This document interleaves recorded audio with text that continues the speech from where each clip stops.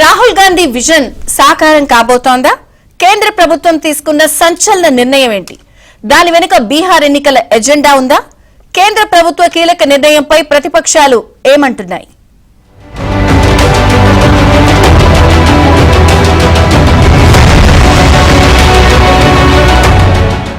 దేశంలో కులగణనకు సంబంధించి కేంద్ర ప్రభుత్వం కీలక నిర్ణయం తీసుకుంది. వచ్చే జనాభా లెక్కల్లోనే దీన్ని చేర్చుతామని ప్రకటించింది. కులగణన పేరుతో కాంగ్రెస్ సర్వే చేయించిందని, అయితే ఆయా రాష్ట్రాల్లో చేపడుతున్న సర్వేల్లో పారదర్శకత లేదని కేంద్ర ప్రభుత్వం విమర్శించింది.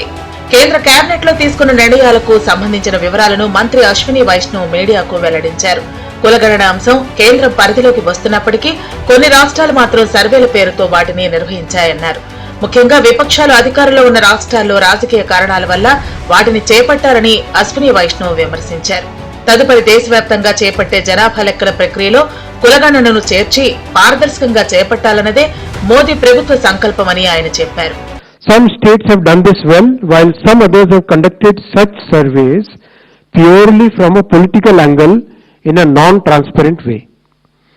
Such surveys have created doubts in the society.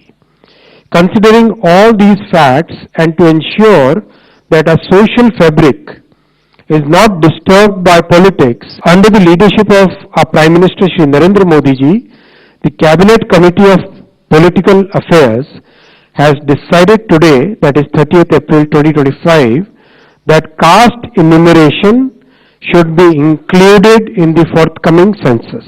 కులగణన నిర్ణయాన్ని స్వాగతించిన కాంగ్రెస్ దానికి డెడ్ లైన్ ఉండాలని అభిప్రాయపడింది. కులగణన, జనగణన వేర్వేరుగా జరగాలని డిమాండ్ చేసింది.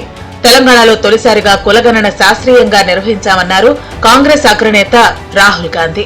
Telangana is a model state for the caste census. There are two caste censuses in front of us. One is Telangana, the other is Bihar. They are completely different caste censuses. The Telangana caste census, the questions have been developed by a process of consultation, not a closed process, open process, by asking the stakeholders what are the type of questions, and it's been a very detailed, very granular exercise. We would like the national census to follow some of the ideas of the Telangana census, and we are more than happy to help the government develop the national census on similar lines. కులగణన చేపట్టాలన్న కేంద్ర ప్రభుత్వ నిర్ణయాన్ని Telangana CM Revanth Reddy అభినందించారు. ప్రధాని నరేంద్ర మోదీ కేంద్ర cabinet కు ఈ సందర్భంగా ధన్యవాదాలు తెలిపారు. కేంద్ర నిర్ణయంతో రాహుల్ గాంధీ విజన్ సాకారం కాబోతుందని పేర్కొన్నారు. రాహుల్ విపక్షంలో ఉండి కూడా కేంద్ర విధానాన్ని ప్రభావితం చేశారన్నారు. దేశంలో కులగణన చేపట్టిన తొలి రాష్ట్రం తెలంగాణ అన్న సీఎం రాహుల్ విజన్ తో రాష్ట్రంలో కులగణన చేపట్టామన్నారు. కులగణన కోసం కాంగ్రెస్ పార్టీ దేశవ్యాప్తంగా పోరాడిందని ఆయన తెలిపారు. రాష్ట్ర కాంగ్రెస్ నేతలు ఢిల్లీలోనూ ఆందోళన చేశారని గుర్తు చేశారు. తెలంగాణ చేసింది దేశం అనుసరిస్తోందని మరోసారి రుజువైందన్నారు సీఎం రేవంత్ రెడ్డి.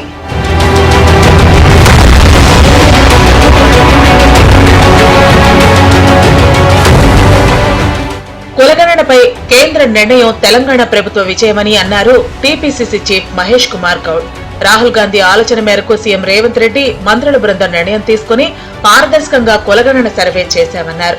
దేశంలోనే రాహుల్ గాంధీ గారి ఆదేశం మేరకు మొట్టమొదటిసారిగా రాష్ట్రంలో కులగణన చేపట్టి ఏ జనాభా ఎంత శాతం ఉంది, ఏ కులం వారు ఎంత శాతం ఉన్నారని తేల్చెప్పినటువంటి ఘనత తెలంగాణ రాష్ట్ర ప్రభుత్వానికి. రాహుల్ గాంధీ యొక్క ఆలోచన మేరకు రాష్ట్ర ముఖ్యమంత్రి రేవంత్ రెడ్డి మంత్రివర్గ సభ్యుల నిర్ణయం తీసుకుని దేశంలోనే స్వతంత్ర భారతదేశంలో మొట్టమొదటిసారిగా తెలంగాణలో కులగణన చేయడం జరిగింది. ఏప్రిల్ 2020లోనే దేశవ్యాప్తంగా జనాభా లెక్కలు చేపట్టాల్సి ఉన్నప్పటికీ కోవిడ్ కారణంగా అది వాయిదా పడింది.